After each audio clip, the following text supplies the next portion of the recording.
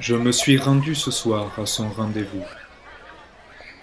La Seine, à l'eau noire, miroitait, sous les reflets des réverbères au pied de la morgue et du chevet de Notre-Dame.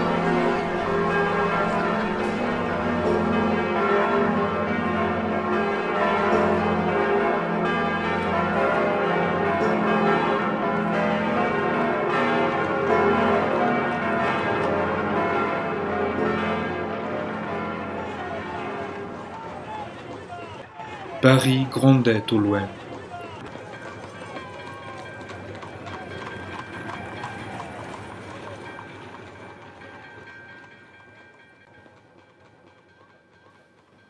La rue étroite de Saint-Louis-en-l'Île était sombre et déserte, silencieuse comme une rue de province.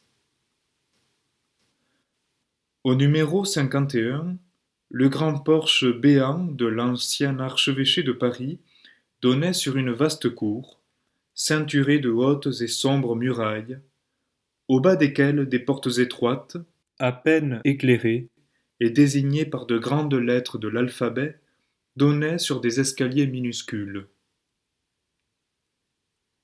À chaque étage, les logements étaient marqués par des numéros. J'avais retenu escalier E, logement 7. Je sonne. Une personne invisible dans l'ombre d'une étroite antichambre me salue et m'introduit dans une petite pièce oblongue qu'occupait une longue table sur laquelle luisait une lampe à pétrole. Un seul homme, René Guénon, auquel je serre la main et qui me présente à sa vieille tante, à sa femme et à sa nièce de 10 ou 12 ans. René Guénon, très grand, maigre, mince, un peu voûté, les épaules étroites, souriant et accueillant.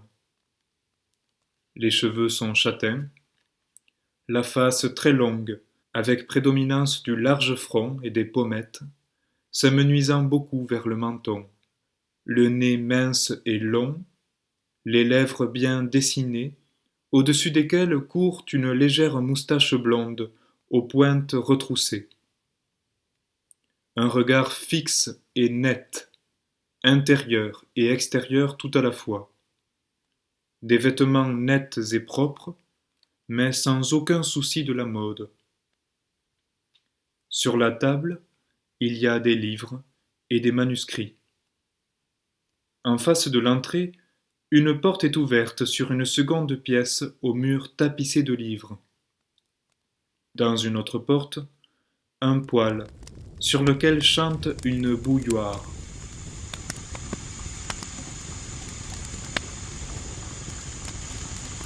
Ma première impression, un peu rapide peut-être, est celle d'une existence provinciale, calme, modeste, travailleuse et heureuse de ces trois êtres, unis par une affection sûre, chaude et simple, en parfaite communion.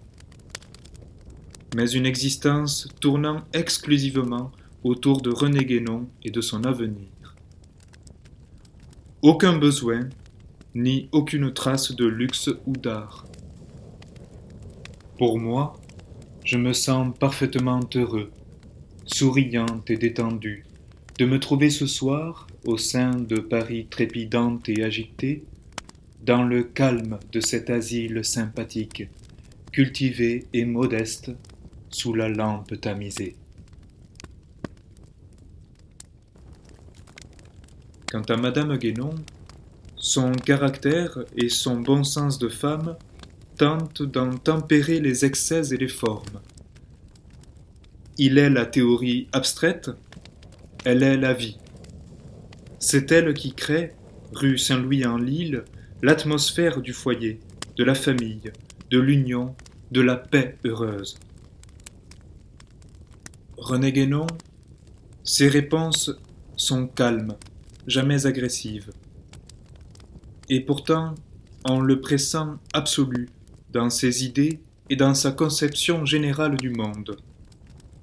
Il m'écoute, impassible, fumant une éternelle cigarette, même quand l'exalte sa très complète culture.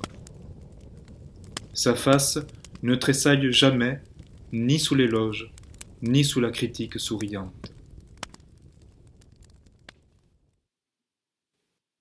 Journal du docteur Grangier, Paris, 1922.